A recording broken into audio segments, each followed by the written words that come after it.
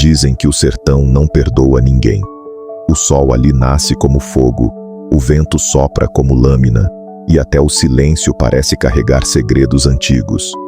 Mas, naquele pedaço esquecido do mundo, uma mulher da nobreza encontrou algo que jamais conhecera entre colunas de mármore e jantares à luz de velas: a liberdade, e um amor que queimava mais forte que o próprio sol.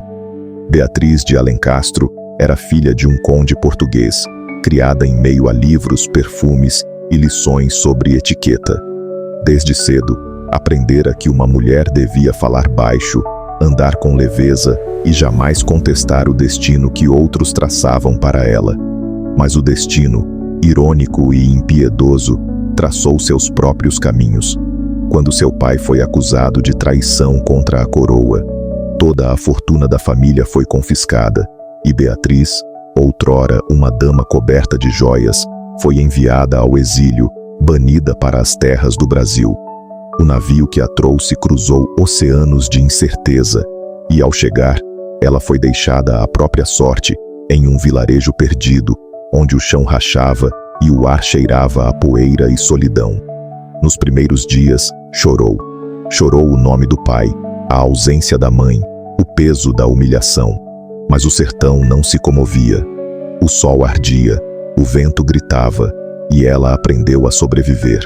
Com o tempo, a seda deu lugar ao algodão grosseiro, o espelho de prata foi trocado por uma bacia de barro, e foi numa dessas tardes secas, quando o céu parecia feito de cobre e o horizonte tremia sob o calor, que ela o viu pela primeira vez. Montado em um cavalo escuro, o guerreiro surgiu como uma miragem. Tinha a pele marcada pelo sol, os olhos tão profundos quanto o deserto, e o silêncio de quem já havia visto mais dor do que qualquer homem merecia. Chamavam-no Cael. Diziam que era descendente de apaches que haviam fugido das guerras no norte e encontrado refúgio nas terras esquecidas do Brasil. Um homem sem tribo, sem bandeira, mas com uma alma que parecia conversar com o vento. Beatriz o encontrou novamente dias depois, quando um grupo de saqueadores tentou roubá-la. Cael apareceu do nada, lutando com uma força silenciosa, como se o corpo e o espírito fossem um só.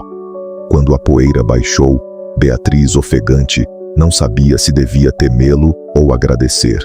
Ele apenas estendeu a mão, sem dizer palavra, e a conduziu até uma cabana isolada, feita de barro e palha, cercada por mandacaros. Lá dentro, o silêncio era vivo e, de alguma forma, acolhedor. Nos dias que se seguiram, algo começou a mudar. Beatriz, acostumada a ser servida, aprendeu a acender o fogo, a colher frutos secos e a lavar as próprias roupas no rio. Às vezes, Cael a observava de longe, em silêncio. Outras vezes, ensinava-lhe a decifrar os sinais do vento, a ouvir os sons da noite e a respeitar o ritmo da terra. Não havia promessas entre eles, nem palavras de amor, apenas olhares longos, pausas cheias de significado e um entendimento que nascia da convivência.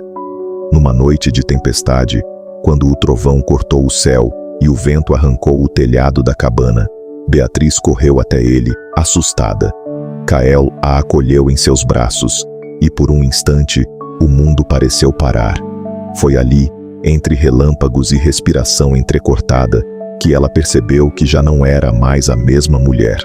O medo, a vergonha, o passado, tudo parecia distante. Pela primeira vez, ela se sentiu viva e, ao olhar nos olhos dele, soube que aquele homem era mais que um protetor. Era o próprio destino, em carne e osso. As semanas viraram meses. Beatriz e Cael se tornaram inseparáveis. Dois exilados unidos não pela origem, mas pela alma. Ela o ensinou a ler algumas palavras antigas em português. Ele lhe mostrou como seguir as estrelas para nunca se perder. O sertão, antes cruel, parecia agora mais gentil, como se a terra inteira reconhecesse o amor que ali florescia, silencioso e poderoso. Mas a paz não dura para sempre. Um dia, cavaleiros do império chegaram à região, com ordens de levá-la de volta à capital. Queriam que Beatriz respondesse por crimes que não cometeu, apenas por carregar um nome que o rei desejava apagar. Quando os soldados chegaram à cabana, encontraram apenas o fogo ainda aceso e duas sombras que desapareciam ao longe, rumo ao horizonte. Ninguém soube o que aconteceu depois. Alguns dizem que morreram cruzando o deserto, que foram tragados pela vastidão dourada, onde o sol e o vento se unem para apagar rastros e nomes. Outros, que encontraram um oásis escondido, um refúgio onde fundaram uma nova aldeia, um lar para aqueles que não pertenciam a lugar algum, estrangeiros, nativos, forasteiros, todos unidos sob a mesma lua. Há quem jure que, por um tempo, viveram ali em harmonia, cultivando a terra, ensinando seus filhos a respeitar tanto a espada quanto a palavra, o fogo e a compaixão. Mas os anciãos, de olhar cansado e voz serena, contam outra versão, uma mais antiga, mais sagrada. Dizem que Beatriz e Cael não desapareceram, que foram tomados pelos espíritos da terra, elevados ao reino onde vivem os que amam sem limites. Nas noites quentes, quando o vento sopra entre os cactos e o som dos grilos parece um cântico antigo, alguns afirmam ouvir risadas suaves, passos leves na areia e o farfalhar de tecidos ao longe.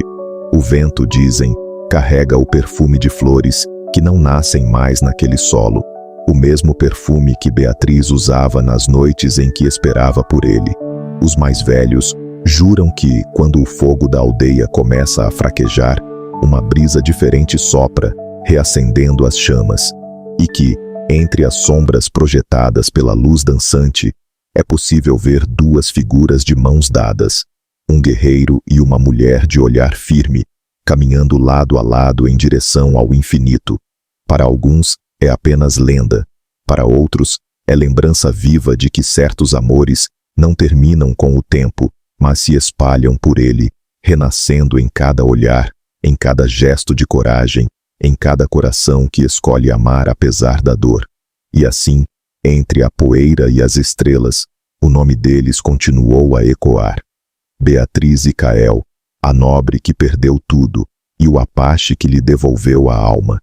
Dois destinos cruzados pela injustiça, unidos pela paixão e consagrados pela eternidade.